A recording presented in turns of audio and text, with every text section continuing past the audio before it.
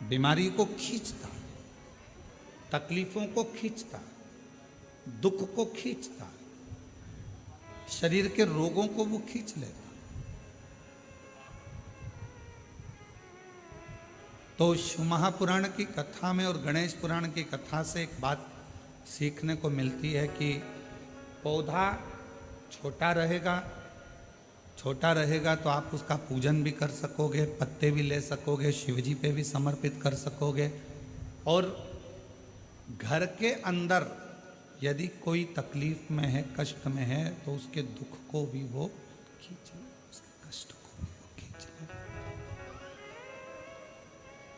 उसके कष्ट को, उसके दुख को वो खींच लेता है, उसके कष्ट को, उसके दुख को वो खींच लेता है। पर जैसे ही शमी का पौधा बड़ा हुआ, शमी का वृक्ष बड़ा हुआ, और उस वृक्ष के इर्द गिर्द से अगर कोई निकल कर जा रहा है, शमी के उस वृक्ष के आसपास से, इर्द गिर्द से अगर कोई निकल कर जा रहा है, तो उसके भी रोग को वो खींचता, उसके भी रोग को वो खींचता। तो हमारे यहाँ सनातन धर्म में सर्व जगत के हित की बात कही जाती है कि शमी का जब पौधा बड़ा हो जाए, शमी का वृक्ष जब बड़ा हो जाए, शमी का पौधा जब बड़ा हो गया, तो उसे कहीं अच्छी जगह पर लगा दिया जाए, जिससे सर्व जगत के दुखों को वो खींचता रहे, सबके रोगों को वो खींचता रहे, समाप्त करता रहे, सबके रोगों को वो खींचता रहे, समाप्त करता रहे। सर्व जगत के हित। छोटा है पौधा अपने नजदीक। शिव महापुराण में 5 वृक्षों का जो वर्णन किया गया, पहले नंबर पर है बेलपत्र का वृक्ष, दूसरे नंबर पर है शमी का वृक्ष, तीसरे नंबर पर है आंवले का वृक्ष, चौथे नंबर पर है पीपल का वृक्ष, और 5वें नंबर पर है वट वृक्ष।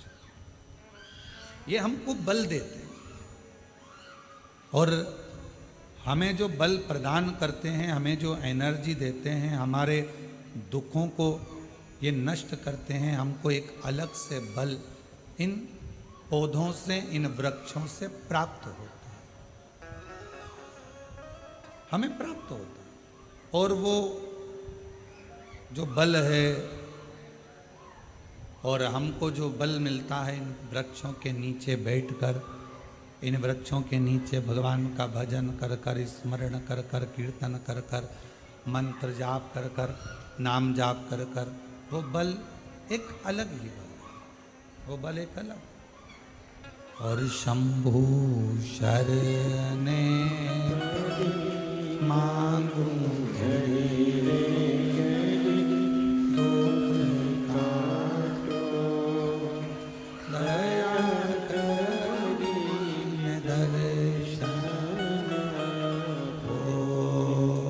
शंभु शरणे मांगू घड़ी दुख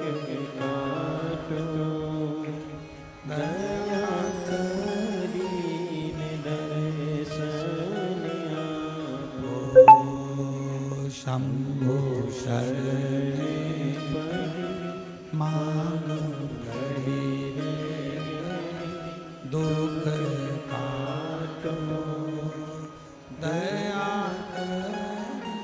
ने दर्शन आपो। शंभु शरणे मांगू घड़ी दुख काटो, दया ने दर्शन आपो। शंभु शरणे मांगू घड़ी दुख काटो, दया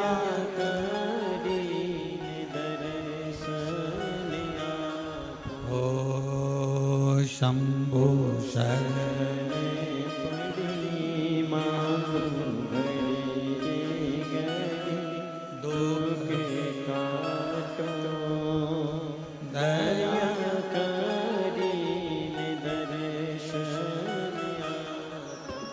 तो शमी का जो पौधा है वो हमको एक एनर्जी, एक बल देता है। और उस पौधे के नीचे थोड़ा प्रेशर बढ़ा दो, उस पौधे के नीचे जब हम बैठते हैं, भगवत भजन करते हैं, नाम जाप करते हैं, स्मरण करते हैं, तो उसका फल हमको अधिकता में प्राप्त होता है। अधिकता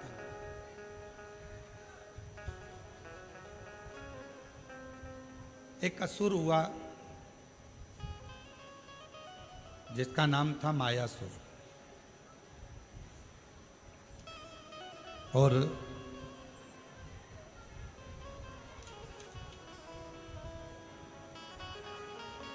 वो बड़ा प्रबल था।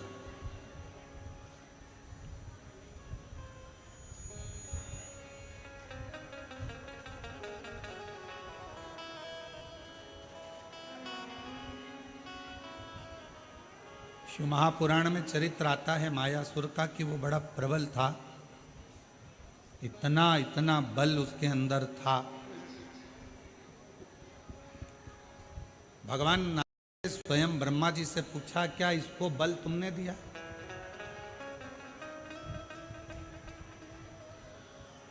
ब्रह्मा जी बोले, नहीं नहीं नहीं, मैंने कोई इसको बल नहीं दिया।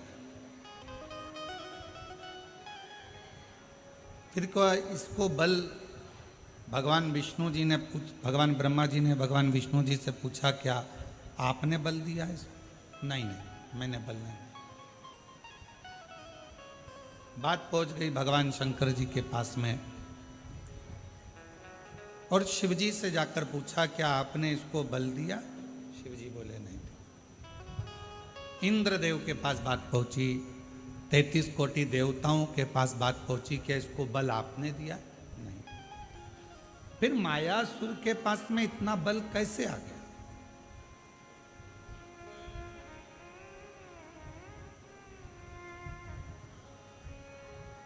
असुर है, राक्षस है, ना इसने अभी कोई तप करा, ना अभी इसने कोई साधना करी, ना कोई इसने व्रत करा, ना कोई उपासना करी, फिर इतना बल इसके पास कैसे आ गया?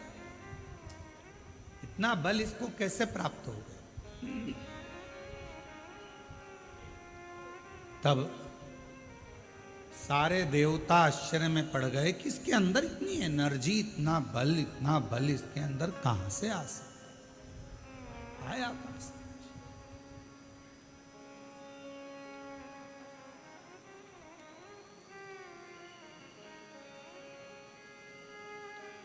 सब देवता तैयारी में लग गए कि मालूम करो कि आखिर इसके पास में बल आ कहां से।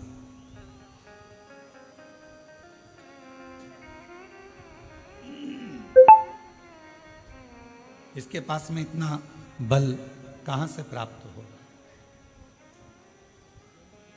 सारे देवता सब तैयारी में लग गए, मालूम करो कि इस मायासुर के पास बल कहां से प्राप्त होगा। और सारे देवता मालूम करने में लगे, फिर भी कोई ठिकाना नहीं मालूम पड़ा कि आखिर बल कहां से आ, कैसे प्राप्त हो। महीनों निकल गए, पर जितना बल मायासुर के पास था, वो बल और बढ़ता चले, और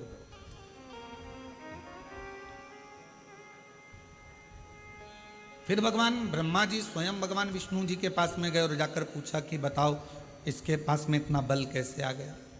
आपने चिकन रोड बस 5 मिनट खेला है, पहली फीलिंग क्या है? पहले लगा मुश्किल, फिर निकले तो फिर बल बहुत बढ़ गया। अब वो मायासुर क्या करता था ये कोई नहीं जान पाया। कहाँ जाकर तप करता था, साधना करता था, व्रत करता था, उपासना करता था, क्या करता था ये कोई नहीं जान पाया। कोई भी नहीं जान। अब आखिरी में देवऋषि नारद के पास में खबर गई। देव ऋषि नारद से पूछा कि आप बताओ कि मायासुर कहाँ जाता। मायासुर को जानने के लिए नारद जी ने अपने गुप्तचर लगाए, स्वयं नारद जी जाते रहे पता करने के लिए कि मायासुर ना तो ब्रह्मा जी का भजन कर रहा है, ना भगवान शिव का भजन कर रहा है, ना भगवान विष्णु का भजन कर रहा है, ना इंद्र का भजन कर रहा है, ना किसी देवता का भजन कर रहा है। फिर इसके पास में इतना इतना बल बढ़ कैसे रहा, प्राप्त कैसे हुआ। नारद जी भी थक गए। एक दिन नारद जी अपने भांजे के पास पहुंचे, पर्वत मुनि के पास,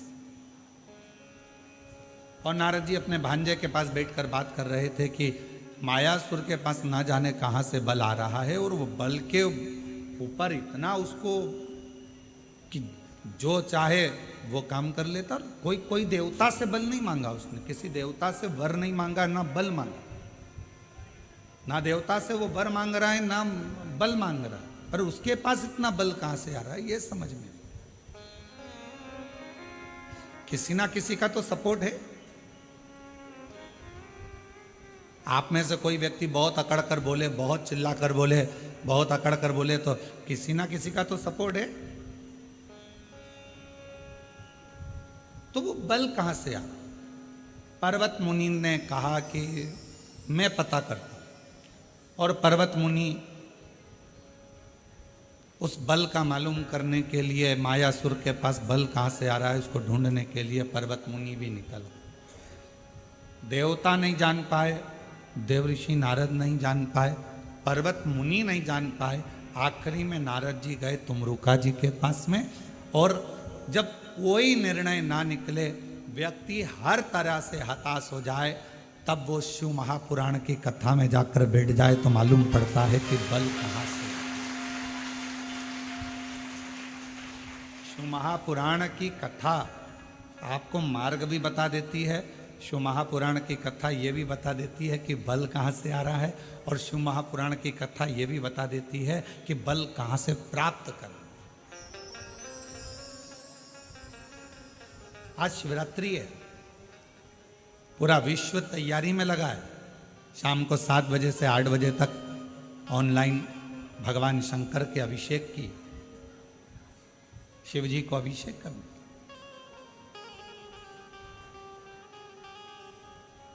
और अगर मौका लगे तो शिव महापुराण की शिवरात्रि की आराधना को एक बार पढ़ना, उसमें वर्णन मिलता है कि शिवरात्रि के दिन भगवान शंकर पर धान्य चढ़ाने का क्या फल है, काली मिर्च चढ़ाने का क्या फल है, काली तिल चढ़ाने का क्या फल है, फूल चढ़ाने का क्या फल है, धतूरा चढ़ाने का क्या फल है, बेलपत्र चढ़ाने का क्या फल है। और जब वो 12 महीने की शिवरात्रि नहीं कर पाता और 12 महीने शंकर जी का पार्थिव लिंग का पूजन नहीं कर पाता, मात्र एक शिवरात्रि के दिन भी अगर वो पार्थिव लिंग का पूजन कर लेता है तो पूरे वर्ष की शिवरात्रि का फल उसको एक बार में ही प्राप्त। और ये हमारी बात पर भरोसा मत करो, आप तो शिव महापुराण की कथा पढ़ो, उसका अध्ययन करो, गीता प्रेस गोरखपुर के शिव पुराण लेकर आओ, उसको पढ़ो, उसमें आपको मिलेगा, अध्ययन करो।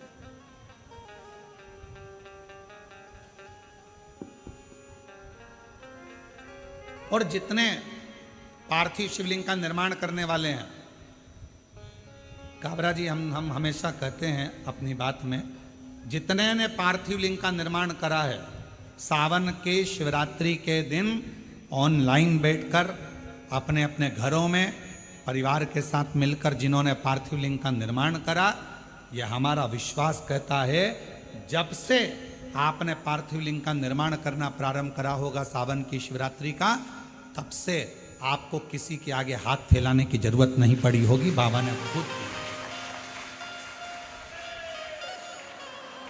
आप जितने साल से कर रहे हो, आप अगर 2 साल से कर रहे हो तो 2 साल से अंदाजा लगा कर देखो, आपको किसी के आगे हाथ नहीं फैलाना पड़ा होगा। पहले का समय निकाल कर देखना, थोड़ा सा तकलीफ आई, पैसा नहीं है, धन नहीं है। आज का समय कहीं से भी भगवान तुम्हारी व्यवस्था करेगा, पर तुम्हारे घर में धन की कमी कहीं से नहीं आने देगा, अगर आपने सावन की शिवरात्रि का पार्थिव लिंग पूजन करा है तो। पार्थिव लिंग पूजन अगर सावन की शिवरात्रि का कर लिया तो तुम्हारा घर तुम्हारा नहीं रहता, शंकर भगवान का निजी घर बन जाता है और शिव जी उस घर को संभाले।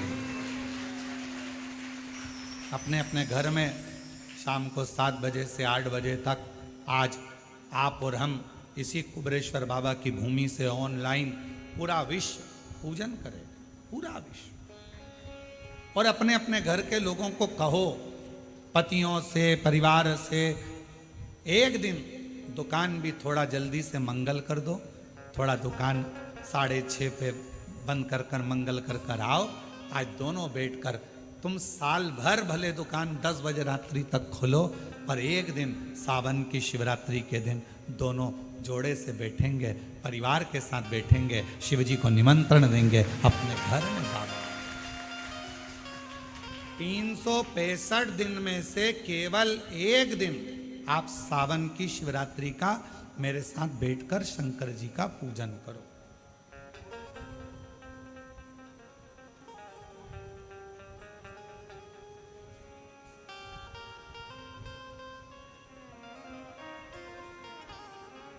शिव संभाले। और फिर कहते हैं, जिन जिन ने पार्थिव लिंग का पूजन पूर्व में करा है उसको किसी के आगे हाथ फैलाने की जरूरत नहीं पड़ी। और आज फिर पूरी दुनिया, पूरा विश्व पार्थिव लिंग का पूजन करेगा। और अगले साल तक तुम भी अंदाजा लगा कर देखना कि तुम्हारे को किसी के आगे हाथ नहीं फैलाना पड़ेगा। शिव देव, शंकर, बस उसको विश्वास के साथ में भजो, उसको भरोसे के साथ में भजो। और जब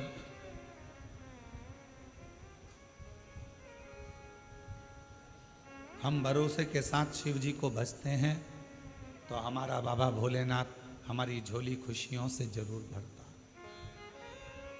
और तुम आना भोले बाबा मेरे मकान में, तेरा डमरू डम डम सारे जहान में। आज बाबा से कहना, तुम आज मेरे घर में रहना। मेरे घर में जितना दुख है, तकलीफ है, कष्ट है, बीमारी है, जो जो परेशानी है, आज मैं जब पार्थिव लिंग का पूजन करूं, पार्थिव लिंग का निर्माण करूं और ऑनलाइन साथ में बैठकर भगवान की भक्ति करूं, भगवान का भजन करूं। भले मोबाइल को चालू कर कर, टीवी को चालू कर कर, वॉल्यूम तेज। आज टीवी की आवाज इतनी तेज कर दो कि आसपास के मोहल्ले में भी तुम्हारे घर की आवाज जाए। बाहर से भी कोई निकल रहा हो तो उसके कानों में शंकर के मंत्र पहुंचे और शिव उस पर कृपा। बैठो, घर का माहौल ऐसा कर दो कि आज ऐसा लग रहा है कि हमारे घर में कोई आ रहा है। इतनी प्रसन्नता, इतनी खुशी, इतना आनंद कि आज मेरा भोले बाबा सावन के महीने में हर रोज शिवजी नंदी पर बैठकर प्रदोष काल में शाम के समय भ्रमण पर निकलते हैं। केवल शिवरात्रि का दिन, सावन की शिवरात्रि का दिन एक ऐसा होता है जिस दिन मेरे भोले बाबा के साथ श्री गणेश जी रिद्धि सिद्धि अमोद प्रमोद शुभ लाभ कार्तिकेय स्वयं जया विषहरा शामली बारी दौतली देव अशोक सुंदरी 33 कोटि देवता आज सावन की शिवरात्रि के दिन भगवान शंकर अकेले नहीं 33 कोटि देवता के साथ जिसके घर में पार्थिव पूजन होती है उसके घर में प्रवेश करते हैं। आज वो दिन है, आज वो दिन है और उस दिन का दुनिया इंतजार करती है। कोई ये ना सोचे कि हम भगवान शंकर को नहीं मानते। आज मानो, कभी कभी ये रोग अगर बेकार हो जाता है तो अपना डॉक्टर छोड़कर दूसरे डॉक्टर के पास भी जाना पड़ जाता है। कोई जरूरी नहीं है कि फैमिली डॉक्टर से ही इलाज होगा, कभी कभी दूसरे डॉक्टर के पास भी जाना पड़ता है।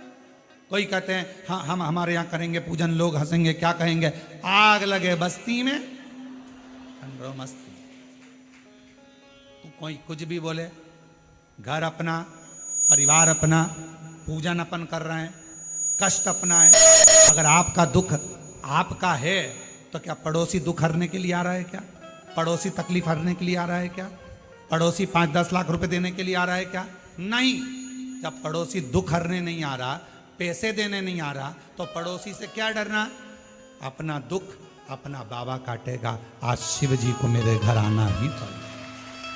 शंकर, ये बल कहां से मिल रहा है? ये बहुत बड़ा प्रश्न पूरे देवताओं में छाया हुआ था कि मायासुर के पास इतना बल कहां से आ रहा।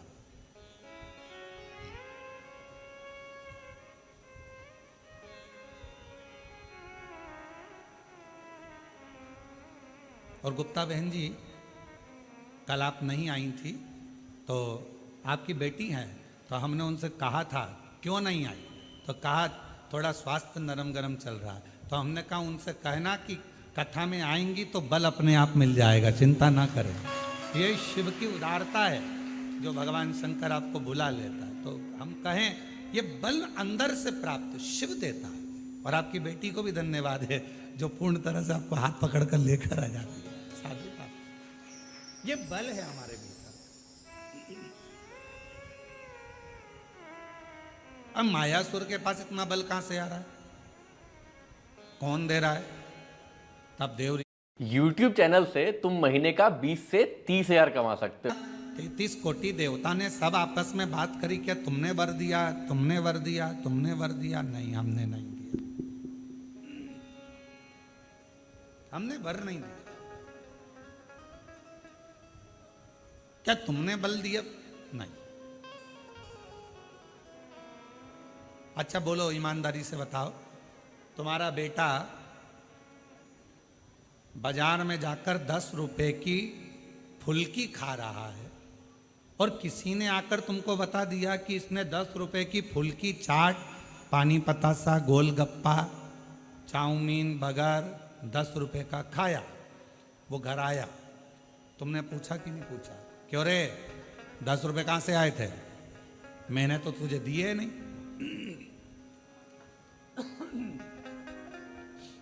मैंने तो तुझे पैसे दिए। पत्नी ने पति से पूछा, क्यों, क्या तुमने दिए? नहीं। क्यों बड़ी भाभी, आपने 10 रुपए दिए क्या? नहीं।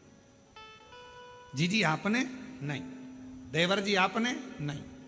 जेठ जी? नहीं। पर बिना 10 रुपए के तो ये गोलगप्पा नहीं खा सकता।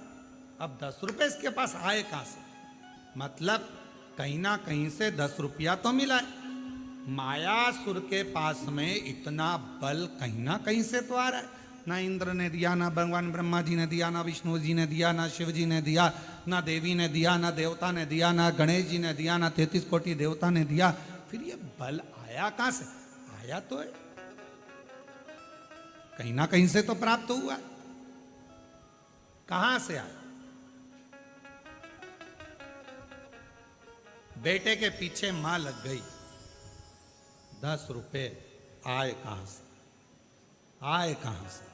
10 रुपए आए कहां से? 5 दिन, 10 दिन, 15 दिन, 20 दिन, 1 महीना, 2 महीना छुपती। अब 20 दिन के बाद, 25 दिन के बाद जो मां थी उसकी बहन आई और आकर बैठी और बैठते बैठते बात निकली कि कमलेश तो अपने दोस्तों के साथ मेरे यहाँ आया था और इतना प्यार करा ना, मैंने उसको मासी मासी कह रहा था और फिर जाने लगा तो मैंने उसको 10 रुपए दिए थे कि ये 10 रुपए तू रख ले। ये 10 रुपए। माँ को मालूम पड़ गया, अब बुद्धि में आया 10 रुपए तूने दिए थे। हम पूरे घर से पूछ लिए कहां से आए, मायासुर के पास इतना बल कहां से आया, सबसे पूछ लिया। आखिरी में तुम रुका जी के पास जाकर पूछा कि ये मायासुर के पास इतना बल आ कहां से रहा।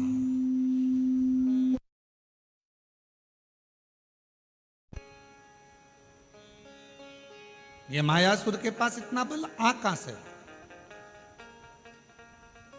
तब तुमरुका जी ने कहा, अगर कोई देवता बल नहीं दे रहा, कोई देवता कुछ प्रदान नहीं कर रहा, कोई देवता बल नहीं दे रहा, कोई देवता कुछ प्रदान नहीं कर रहा, कोई देवता यदि कुछ दे नहीं रहा, तो इतना बल कहाँ से आ रहा है?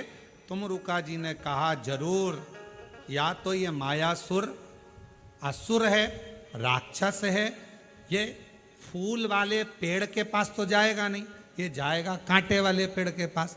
तो या तो ये शमी के वृक्ष के नीचे बैठ गया, या फिर ये बेलपत्र के वृक्ष के नीचे बैठ गया। पीपल के वृक्ष के नीचे बैठेगा नहीं, क्योंकि इसको मालूम है कि देवताओं का वृक्ष है। बट वृक्ष देवताओं का है, ये तो कांटों के पास रहता, असुर प्रवृत्ति का है ना, राक्षस प्रवृत्ति का है, तो ये कांटों के करीब में रहेगा।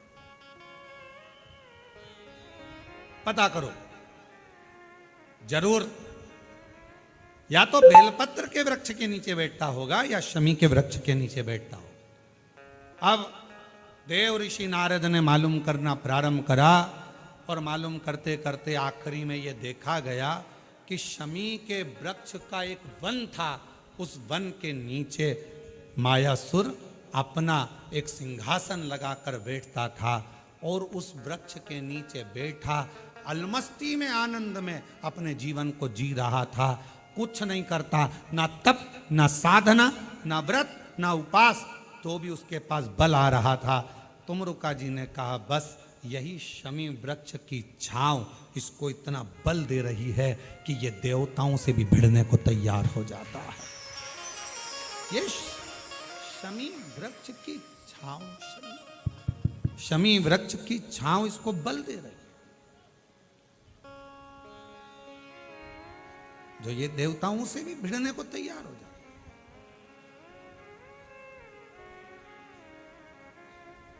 गणेश पुराण में आता है कि शमी वृक्ष की पत्ती को जब कोई नारी, पुरुष, बच्चा, बूढ़ा, जवान उस शमी के पत्ते को बेलपत्र के साथ लेकर जब शिवालय तक जाता है, जितनी देर तक वो शमी का पत्ता उसके हाथ में रहता है, जितनी देर तक शमी का पत्र उसके घर में रहता है, जितनी देर तक शमी का पत्र उसके स्पर्श में रहता है, उतने उतने शरीर के रोग, दुख, ताप काट देता है और उसे अलग से बल प्रदान कर देता है।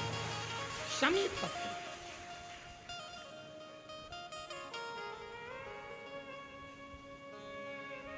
जब व्यक्ति का विल पावर डाउन होता है ना, उसको लगता है ये होगा कि नहीं होगा, होगा कि नहीं होगा, उसको 5 मिनट शमी वृक्ष के नीचे चले जाना चाहिए, 5 मिनट, इससे ज्यादा नहीं, या शमी की पत्ती को रख लेना चाहिए। पहले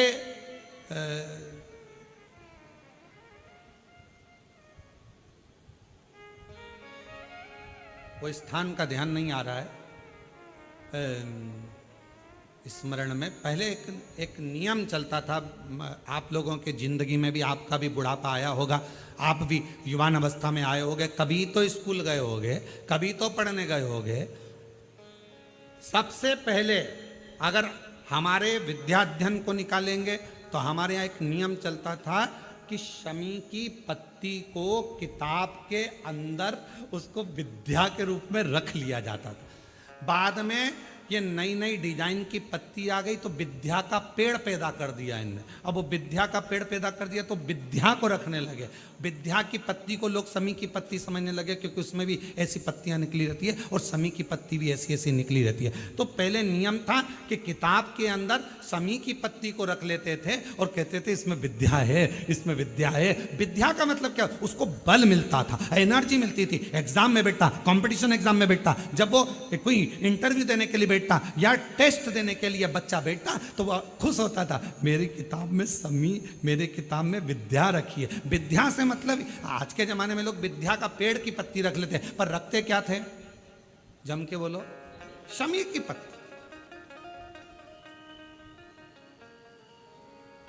रखी क्या जाती थी? शमी की पत्ती। और वो शमी की पत्ती क्या देती थी? उस बच्चे को बल देती थी, एनर्जी देती थी। डामाडोल नहीं होगा, टेंशन मत लेना, विल पावर कमजोर नहीं होगा। पत्ती रखी है शमी की, उसके नजदीक में है, शमी बल देती है।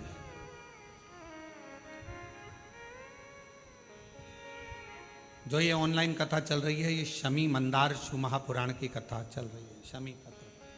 और बहुत सावधानी से इसका स्मरण करिएगा कि एक शमी के वृक्ष की पत्ती कितना बल दे, कितना बल।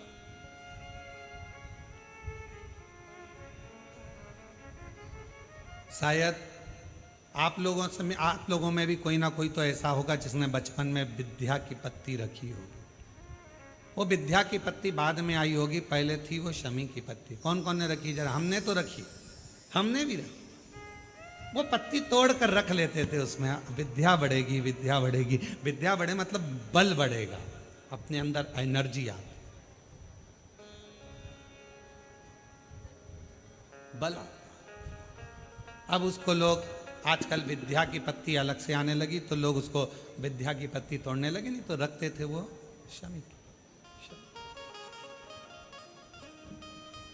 और मैंने तेरे ही भरोसे बाबा, तेरे ही भरोसे हवा बिच उड़ती जावांगी बाबा, डोल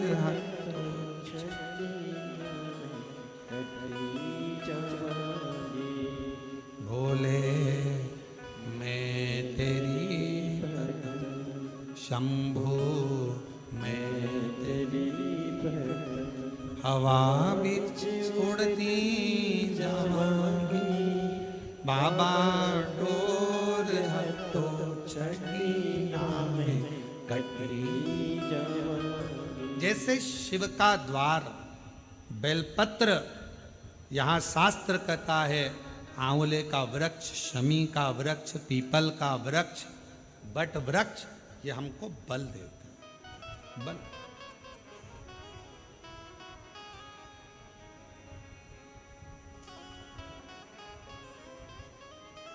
भीतर से एक एनर्जी अपने आप। एक पत्र आया है, उस पत्र में उन्होंने कहा, अच्छा पत्र है,